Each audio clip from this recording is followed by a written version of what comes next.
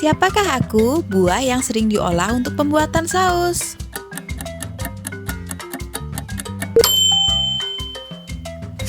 Kalau yang ini, hewan yang bisa mengumpulkan makanannya di mulut.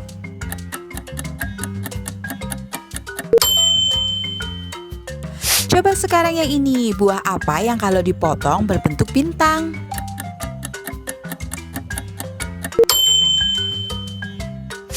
Sekarang yang terakhir ya. Aku sayuran berwarna hijau, rasaku pahit.